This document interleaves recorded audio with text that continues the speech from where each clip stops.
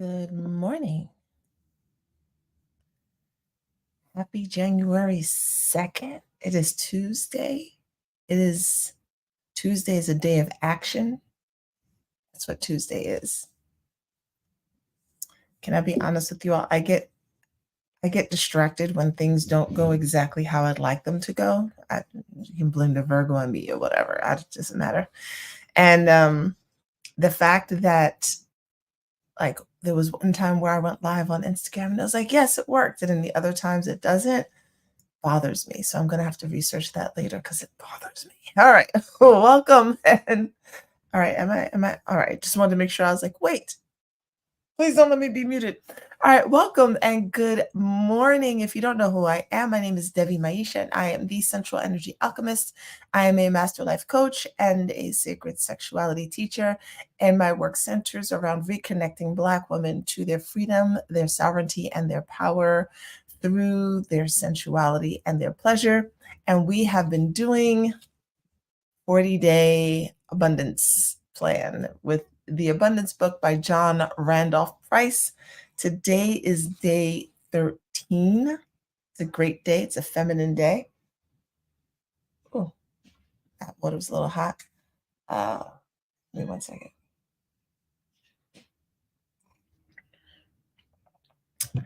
And the first day of my no sugar challenge that I am doing with the ladies of Black Coffee, Honey, and Grits. But I will tell you all more about that a little later on down the road.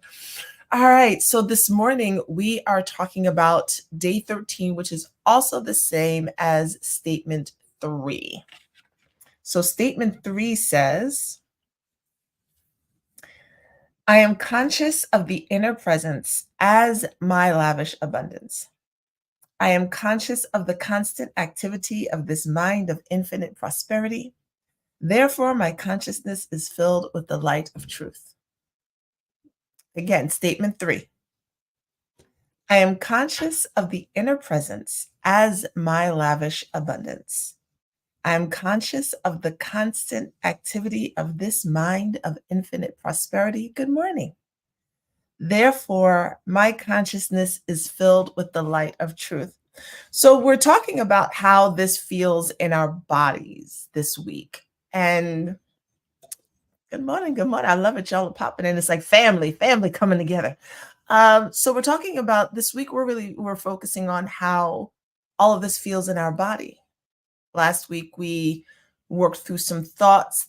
And I like to start with the mind because it's easiest for a lot of people.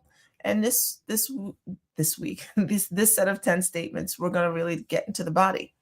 And so off the top, I'm going to ask you, how do you feel about trust? Like, when you think about trusting,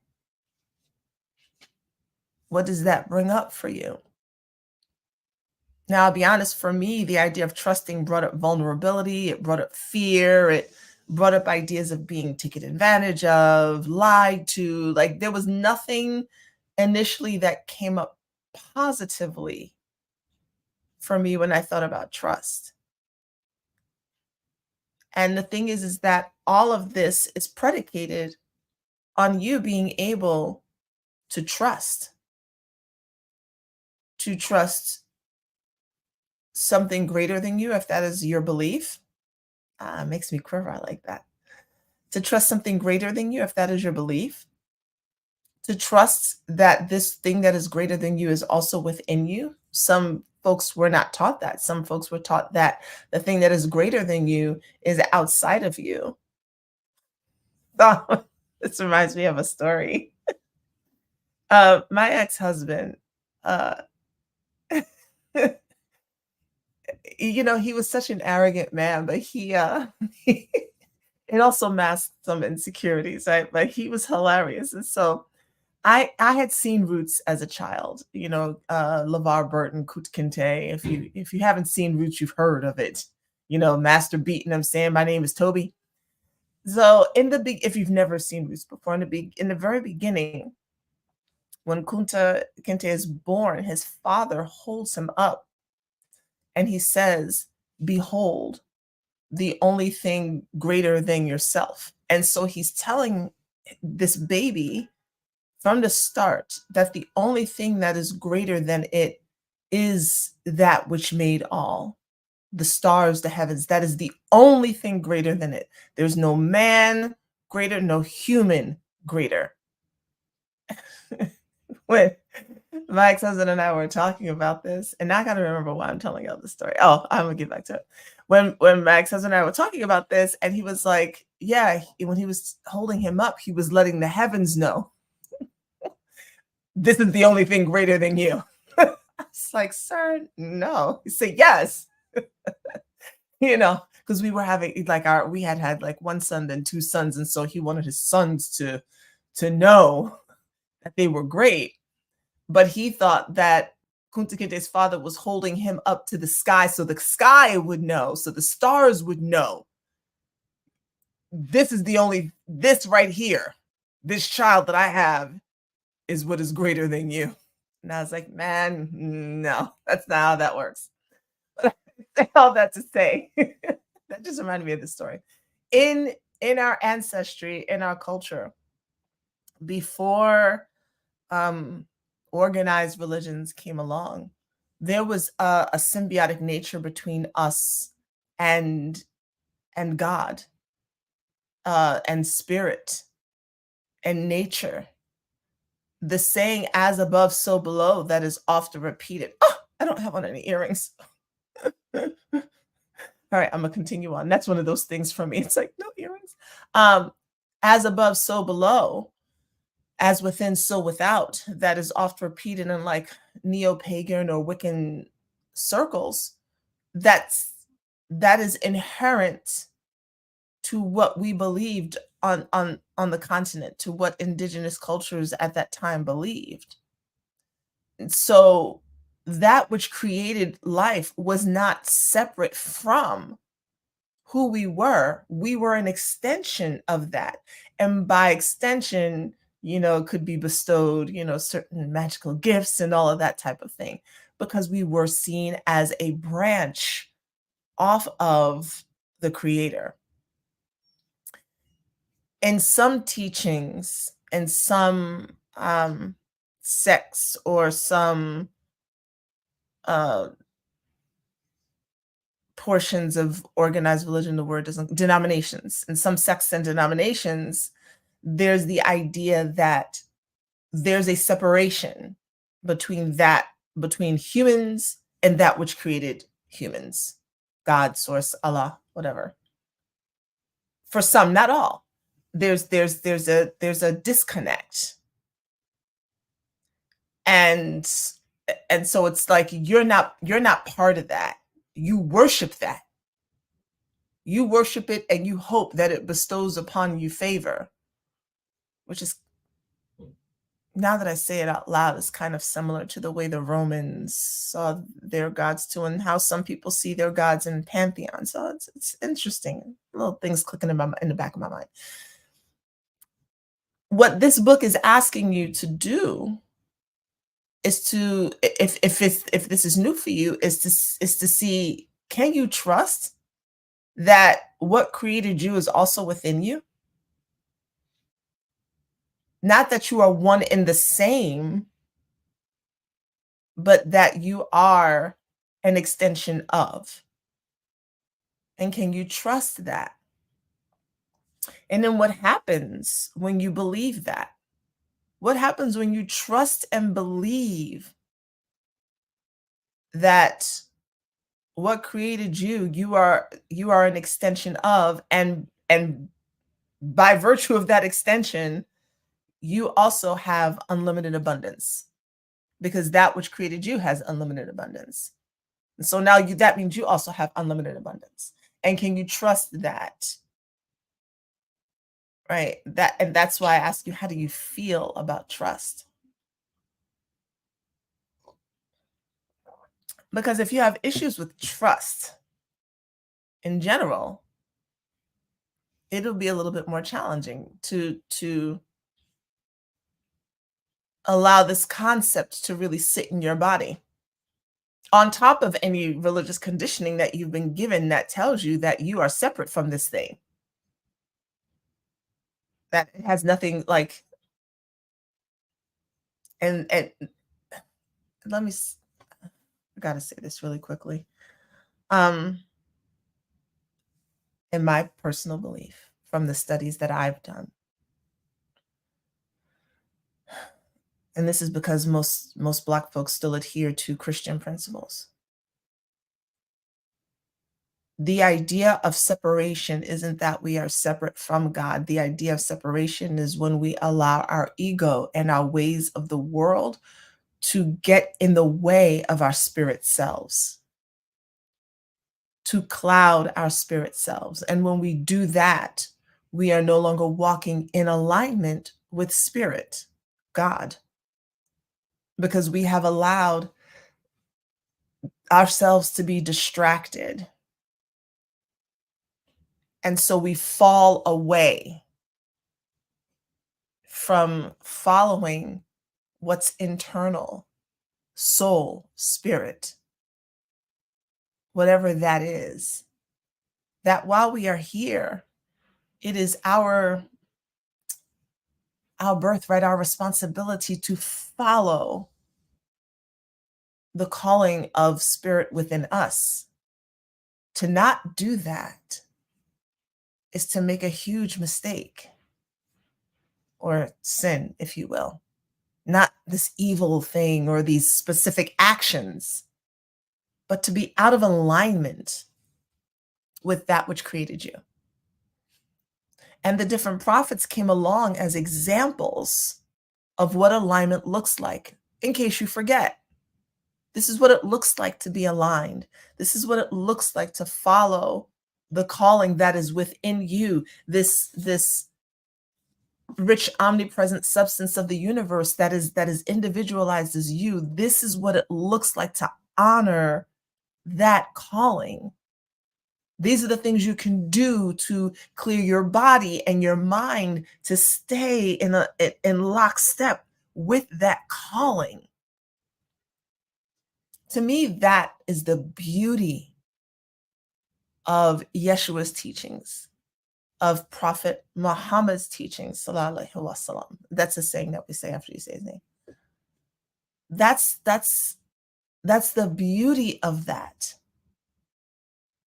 That's the beauty of Judaism. It's the beauty of Buddhism.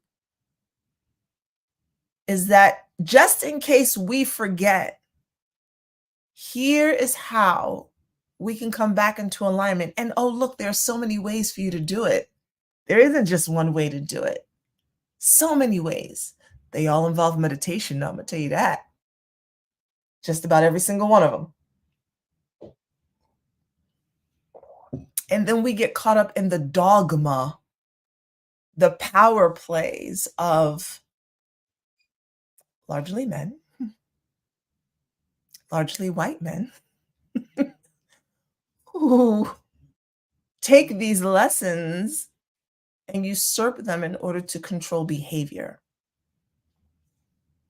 But at the very core of these teachings, it is for you to know and understand that that which created you lives within you, from my perspective. And you don't have to believe what I believe. I'm just sharing my perspective with you.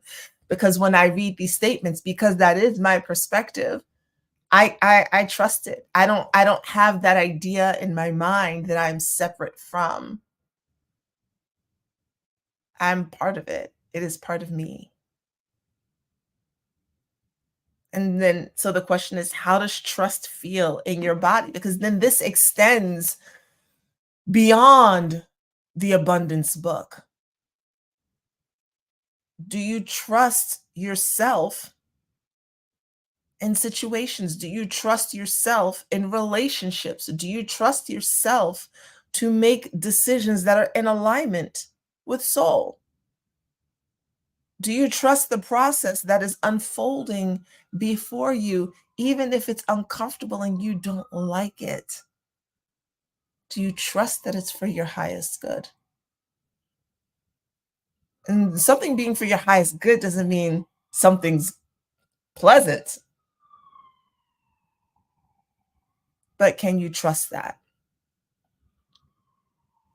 And so I really want you to take time to journal on and to think about, to feel into how you feel about trust as a concept, as a matter of fact, I like looking up words because sometimes we use them and, you know, let's see what the Oxford Languages Dictionary says on Google. Trust, firm belief in the reliability, truth, ability, or strength of someone or something. Firm belief in the reliability, truth, ability, or strength of someone or something. That's some deep shit. Trust is deep. Do you have a sense of reliability in the truth of you being individualized as the rich, omnipresent substance of the universe?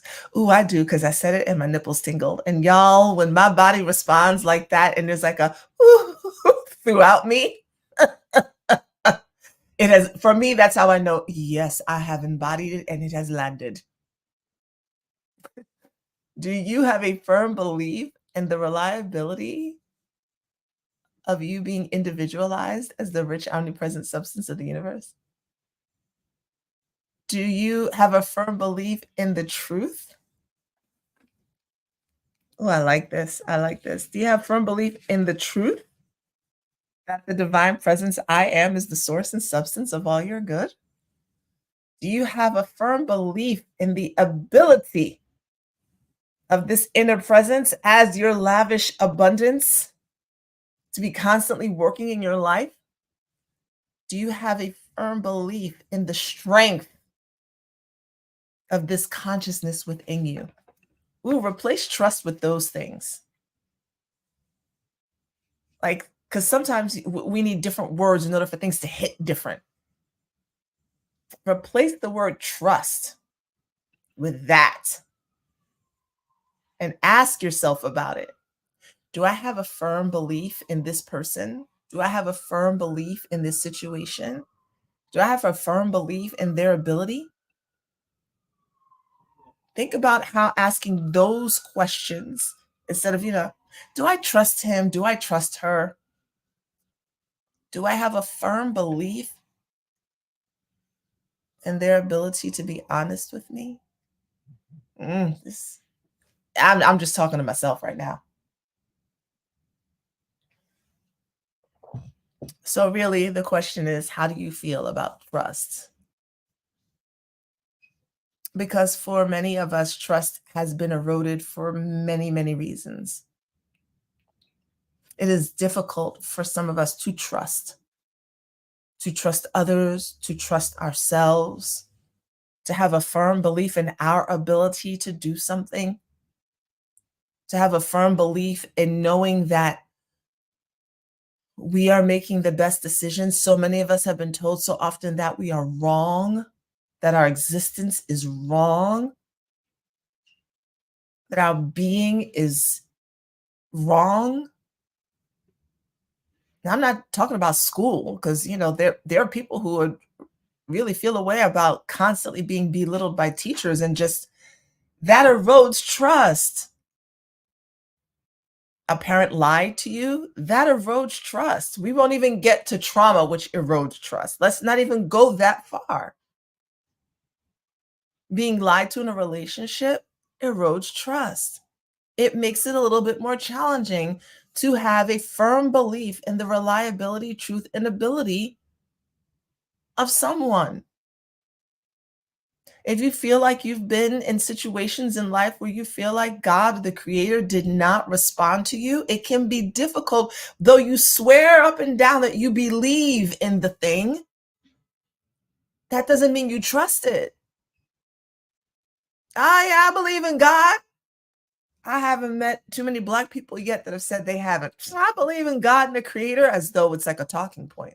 Like if you don't, the devil's going to come get you. Oh, but do you trust God? I'm sorry, say what now? Do you trust God to show up. I sound like a whole huge religious person right now, but do you trust the creator to show up for you? There's a difference. I did not. I was taught to believe in something higher than myself. It was given to me from the time I was little. I was taught that there's a God. I was taught that God was a man, which I do not believe. Nor do I believe that God is a woman either. In order to make both, you gotta kind of have all the elements, in my opinion. That to me just sounds logical, right? You got to have all the pieces somewhere in order to make the different pieces. So God is a force, it is an energy, but I can't assign it a particular gender. But I was given the belief that God was a he and that God existed. Right? And for me, God was Allah. Same. It's just it means God, y'all, Most High. But did I trust Allah? No, because in my mind, as a child, I attributed trust to protection. I attributed trust to safety. And with the things that happened in my childhood, I felt no safety nor protection. So how how could I trust Allah to be there for me? But I believed in Allah because I mean, what else was I gonna say? So I became a teenager and then I became an atheist because clearly there wasn't a God. Because how could there be with the things that were happening in my mind? So that was a no. So then I was just atheist, right? I believed in nothing. It's full science.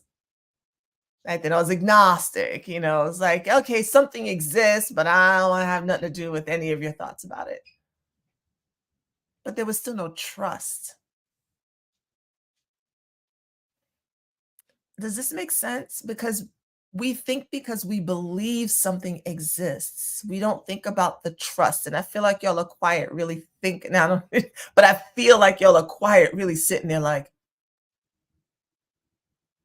oh, I don't know if I trust this. And the thing is that it's okay because now you have this place to start at, to discover for yourself what would it look like to build a trusting relationship with the rich, omnipresent substance of the universe. All of those things. What would it look like to create trust? What would it feel like to have a firm belief in the reliability, truth, and ability and strength of this divine presence, I am, as the source and substance of all your good? What would it feel like to trust, to have a firm belief? What would it feel like to have a firm belief and know that the truth is that you are conscious of the inner presence as your lavish abundance? What would it feel like? For me, it feels light.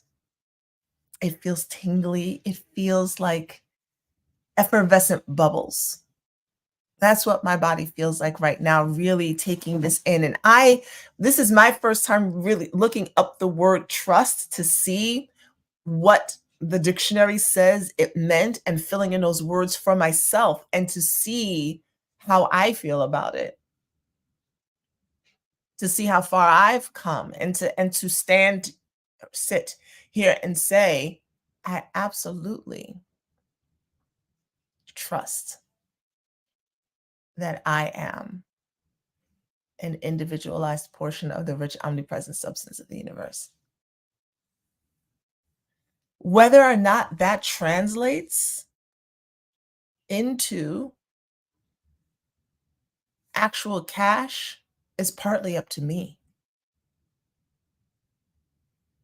It's up to me to understand and know what actions I need to take that are in alignment with me in order for my life to be my lifestyle to be taken care of. So I agree that most believers don't trust the true church. Before one can trust, they must entrust themselves. It is difficult to do. That is where faith comes in. Thank you. It is difficult to do with something that is unseen, and that is faith. I knew I could trust me to do things for me, but what about others? What about others? Yeah, trust is a huge deal. So that's what I'd like you to sit with and journal on. How do you feel about trust in general? This goes beyond, like I said, this goes beyond this because if there's difficulty in trusting the idea of you being a part of this rich, omnipresent substance of the universe, guaranteed there is difficulty in you trusting you and your decisions. There's difficulty in you trusting others to show up for you. And if there's no trust and there's no faith, this becomes a very mental exercise. It's just something that kind of makes you feel good for the moment, makes you feel like you're doing something. Like I did the 40 days. But how do you feel about trust? Notice the fear that comes up for you at the idea. Um, One of the things that helps, let me tie this into sexuality, and then I'm gonna read this, and then we're gonna go about our way. One of the things that helped me deal with this, there were two, BDSM and learning about Tantra. And the reason why both of these helped me specifically with trust, I'm not suggesting that, I mean, kink is great. The reason why BDSM assisted me with learning about trust is because I had to trust the person who had the paddle. I had to trust myself to say no, to say, red, yellow, green. I had to pay attention to my body to see when I wanted more and when it was enough. And I had to trust that the person would hear me and would honor my red, yellow, green. In Tantra, there are certain exercises that we did where we were blindfolded and someone was guiding you. And what's so funny is I did this exercise with a boyfriend of mine. This is how you know when you tie things together. I was 18, 19, 20. I don't even remember where I first heard of this exercise, but I remember doing it with my boyfriend at the time. We were in New York City in the street. And I asked him to close his eyes and just trust me that I could guide him down the sidewalk and across the street without him opening his eyes. And he did it. Oh, I shouldn't have broke up with that dude. No. And he did it. He trusted me. He had a firm belief in my ability. Because of my own situations, I didn't trust him the same. And then I still had issues with trust, period. And so when I got into sacred sexuality and we had to do these exercises where someone's blindfolding you and guiding you, I noticed how I was trying to lead. Same thing with dance. When I was dancing with a man, I was trying to lead. I would not surrender. I would not relax. I'm trying to figure out where we're going. And my partner, he was like, I got this. I was like, dude, like, I don't know you like that. But even in a relationship, it's like, I don't know you like that. I got this. You just hang right here. But that's when I really began to see, oh, I don't trust. I don't have a firm belief in anything outside of me. I got me.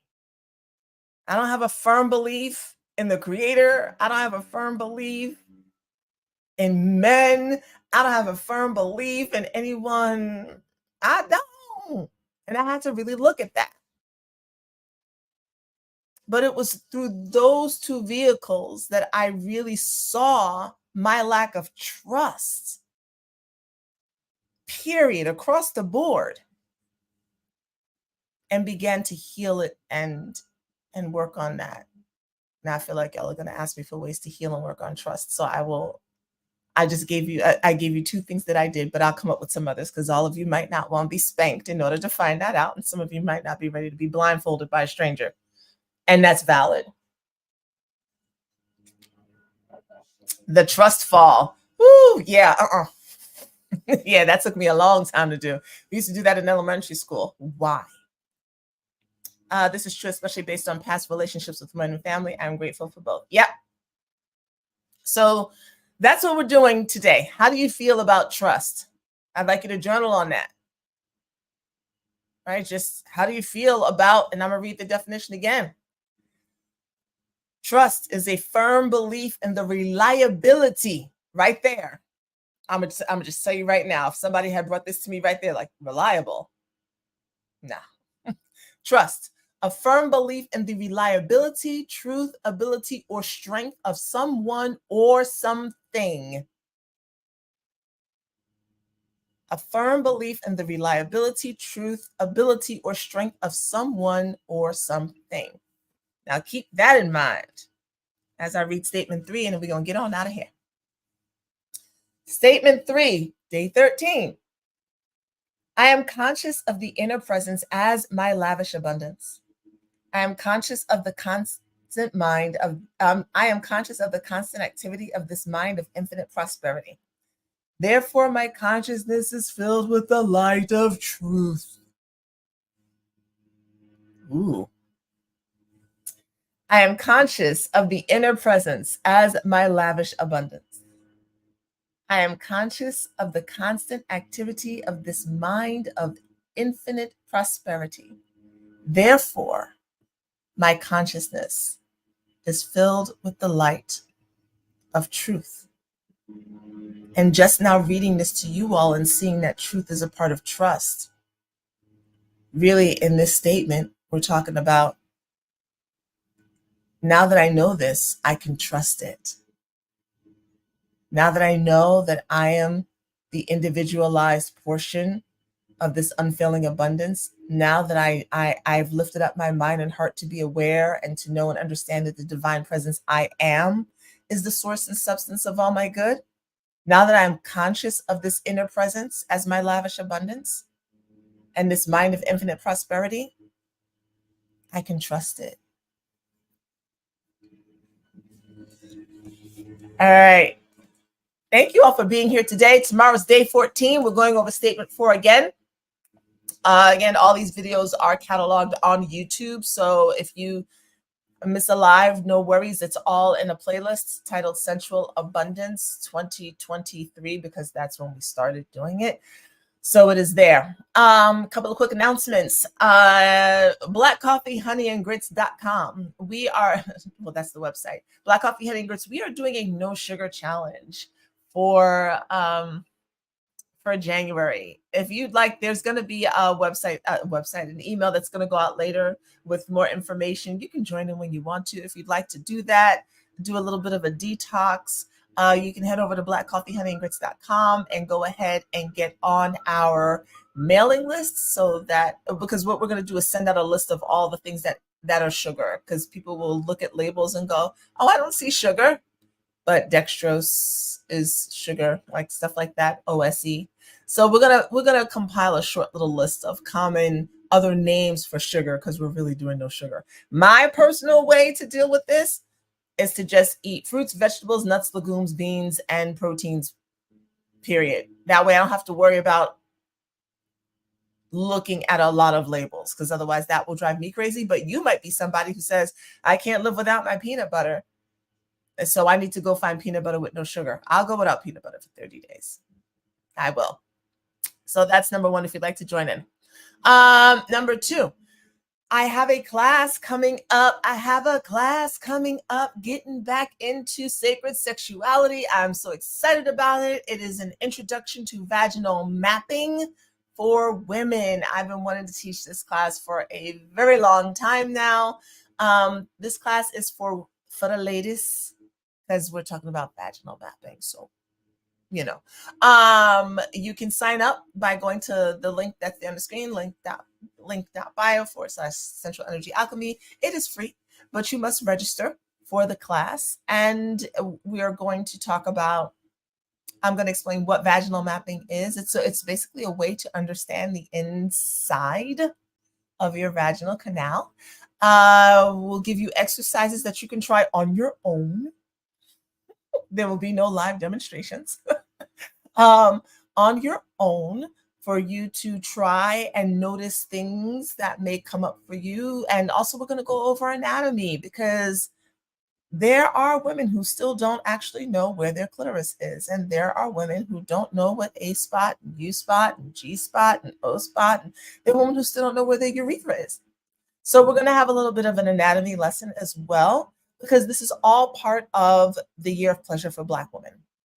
And for me, 2024 is the year of pleasure for Black women. It is not the only year, but it is the year that we are just going to stop having shame around our pleasure, around how we want to receive it, around how we want to give it, around self-pleasure, which we're letting go of that. If you want to, if you don't want to, I'm all about sovereignty and free will. But if you want to, this is the train to be on this year. So go ahead and sign up. The class is free. It is January 9th, I think 7 p.m. It says on there, I forgot, 7 or 8, but it's January 9th, and you must register in order to attend. Yes, the replay will be available. It will be available inside of my membership group, and I'll talk more about that. I'll talk about my membership group during the class and how you can join, just so you know.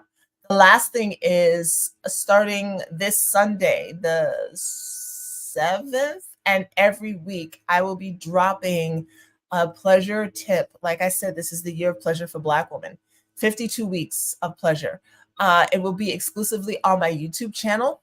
So if you go ahead and click that link there and subscribe to my YouTube channel, there will be something for you to do every week. I'm dropping it on a Sunday because by Monday, y'all are off to the races. So Sunday, you have time to see what it is and to see how you'd like to incorporate it into your week. And these are not going to be hard things, y'all, but they will be fun and ways for you to open up the pleasure inside of yourselves. When Black women own our pleasure, like, to me, the world just opens up and becomes a different place, not just for us, but for anyone who's around us. Anyone who's around us, right? We've done the struggle long enough. Now it's not about hashtag soft life. That's cool too, but I'm here for us to enjoy this life. We deserve it, okay? That is part of our ancestors' wildest dreams. All right, I will see you all tomorrow for day 14. We're doing statement 4 again. Thank you so much for being here. Thank you for showing up for yourselves. Have a wonderful Tuesday. Bye, everyone.